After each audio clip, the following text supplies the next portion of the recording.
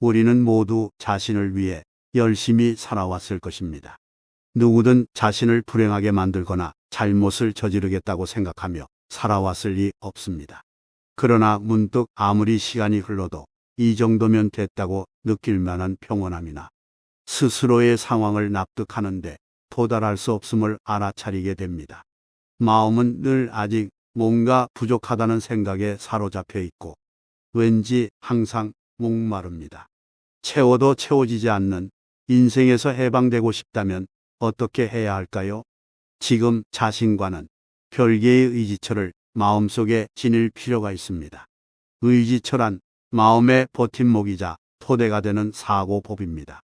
계속 반응하는 마음과는 별개로 오히려 마음에서 한 걸음 앞에 두어야 할 확실한 삶의 태도와 사고법입니다. 사람은 마음의 의지처를 지님으로써 비로소 방황하는 인생에서 벗어날 수 있습니다. 강물 속에서 발 디딜 곳을 찾지 못하면 사람은 떠내려가고 만다. 발 디딜 곳을 찾아 거기에 서면 이제 떠내려갈 일이 없다. 많은 사람은 의지처를 마음 안쪽이 아닌 새 속에서 찾습니다. 예를 들어 돈, 사물, 쾌적한 생활, 세간에 칭송받을 법한 지위나 직업, 학력과 같은 기호를 의지처로 삼으려 합니다. 자신이 행복해지기 위한 해답은 세상 안에 있고 따라서 노력해서 사회적으로 가치 있는 것을 손에 넣으면 분명 만족할 수 있으리라는 믿음이 있기 때문입니다. 하지만 생각해보면 그런 바라는 마음이 가져다 준 것은 늘 나에게 뭔가가 부족하다는 마음의 갈증이었습니다. 사람에게는 본래 욕심과 분노와 망상이 있습니다. 어찌 보면 세상은 인간의 번뇌를 교묘하게 자극하고 이용함으로써 돌아가고 있습니다. 그렇다면 그런 세상에서 해답을 구한들 결국 욕심과 분노와 망상으로 반응할 뿐입니다. 따라서 사람은 바랐다가 실망하는 삶의 반복, 즉 마음의 윤회에서 빠져나올 수 없습니다. 그런 세상의 진짜 모습을 알아차려야 합니다.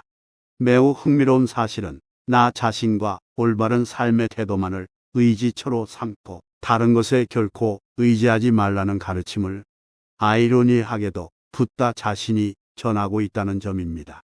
현대 불교에서는 사람들에게 붓다와 성자들에 대한 귀의를 요구하는데 정작 붓다 자신의 생각은 달랐습니다. 말년의 붓다는 여행 도중 오랫동안 자신의 곁에 있었던 제자 아난다에게 이렇게 말했습니다. 너는 이제 아무 곳에도 의지할 필요가 없다. 이 세상에서 오로지 자신만을 의지처로 삼고 다른 무엇에도 의지하지 말라. 올바른 삶의 태도를 의지처로 삼고 변하는 것. 인간의 생각이나 말에 매달리지 말라.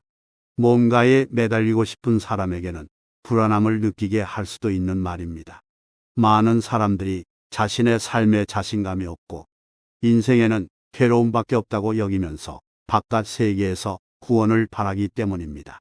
그러나 붓다는 바깥 세계에 해답이 없다고 말합니다.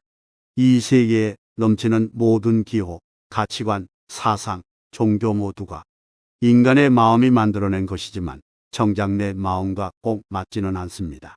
때로는 그것을 자신이 구원하리라 느껴지기도 하겠지요.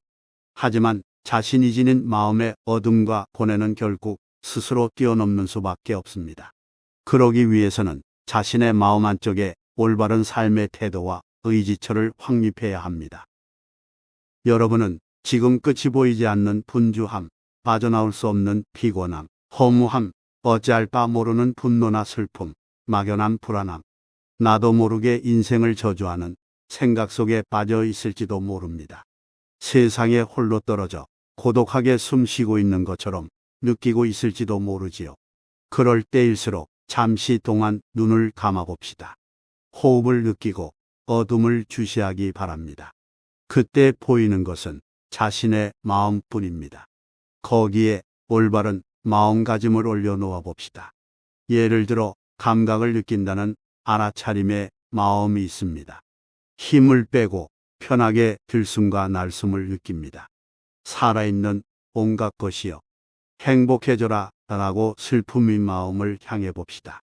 이런 마음가짐으로 몇 번이고 안식처로 돌아가 봅니다.